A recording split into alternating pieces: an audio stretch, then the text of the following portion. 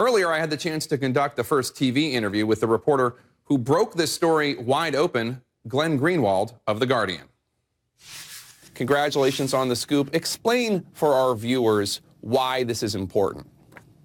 It's important because people have understood that the law that this was done under, which is the Patriot Act, enacted in the wake of 9/11, was a law that allowed the government very broad powers to get records about people with a lower level of suspicion than probable cause, the traditional standard. So it's always been assumed that under the Patriot Act, if the government had even any suspicion that you were involved in a crime or terrorism, they could get a lot of information about you. What this court order does that makes it so striking is that it's not directed at any individuals who they believe or have suspicion or committing crimes or part of a terrorist organization. It's collecting the phone records of every single customer of Verizon Business and finding out every single call that they've made internationally and locally. So it's indiscriminate and it's sweeping. It's a government program designed to collect information about all Americans, not just people where they believe there's reason to think they've done anything wrong. And based on my conversations with government officials today, it seems that this is basically just a continuation of what has been going on since the Bush administration introduced it in 2006, that even though the order runs from April 25th through July 19th of this specific court document that you obtained, that it's not specific to any particular crime or terrorist investigation. It is just a widespread continuation for this particular telecommunications organization. Is that your understanding as well? When it was discovered that the Bush administration was collecting millions of telephone records of innocent Americans, it was in a massive controversy.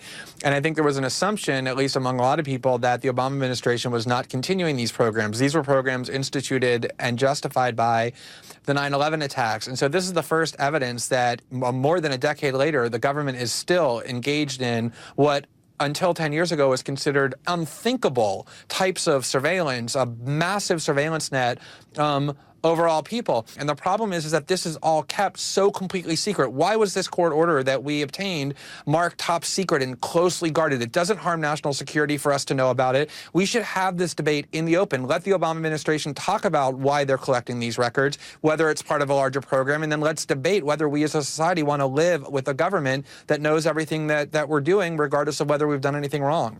Here's what a senior administration official said in response to your scoop. They wouldn't specifically confirm the court order, but they said, quote, "Information of the sort described in the Guardian article has been a critical tool in protecting the nation from terrorist threats to the United States, as it allows counterterrorism personnel to discover whether known or suspected terrorists have been in contact with other persons who may be engaged in terrorist activities, particularly people located inside the United States." What's your response? Anytime that you report on anything that the government does in secret and they get caught doing things that Americans would be stunned to learn they're doing, it's almost like you just wind them up and they just yell the word terrorism and hope that if they say the word terrorist enough times, it'll scare people into accepting what it is that they've done. That's what that statement is. If what they're really doing is what they claim they're doing in that statement, which is targeting actual terrorists or people they suspect of terrorist activity, why aren't they going to the court and specifically naming those people and giving information to the court to let the court know that they're actually engaged in wrongdoing or there's reason to believe and monitoring them? Why is it that instead they are sweeping up everybody's phone records, millions and millions of people, that allow the government at any time access to those databases to, if they have political enemies, if there are people that the government dislikes for whatever reason, to have all kinds of leverage and power over them by knowing what it is they've done. If this were really a program directed at terrorists, we would have a much different conversation, but that's not what this is. This is indiscriminate and aimed at all Americans, not just ones who they call terrorists. And as your article points out, Glenn, this is not the administration doing it on its own. Congress is briefed on it. There is a FISA court that is involved in it. In fact, you suggest in your article that Senators Ron Wyden and Mark Udall, these Democratic senators, have been warning the public perhaps about this. They wrote in a letter to the Attorney General back in March 2012 that they were specifically referring to documents sent to Congress in relation to the Patriot Act.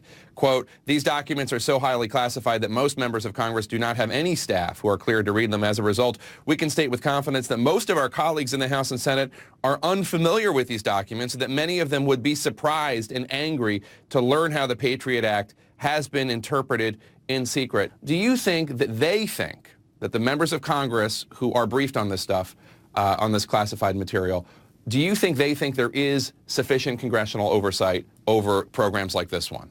Absolutely not. I mean, and the example of these two senators is really remarkable and answers your question so perfectly. These are Democratic Party senators who are loyal to President Obama and to their party, who have spent years now saying, please listen to us. What the Obama administration is doing in interpreting the Patriot Act is so warped and distorted, and invest themselves with such extremist surveillance powers over the United States and American citizens that Americans, in their words, would be stunned to learn what the Obama administration is doing. So you can have this procedure where you tell members of Congress, or a certain number of them, what it is that you're doing, but when you hamstring them and make it a crime for them to do anything about it, to talk about it in public, to introduce legislation about it, which is what has happened, to show their staffs what it is that is being done, you make this oversight, quote unquote, completely impotent. And you essentially annex these institutions. So you say, well, we've told them, they're involved, but you prevent them from doing anything about it. It's symbolic oversight only, and it's completely meaningless.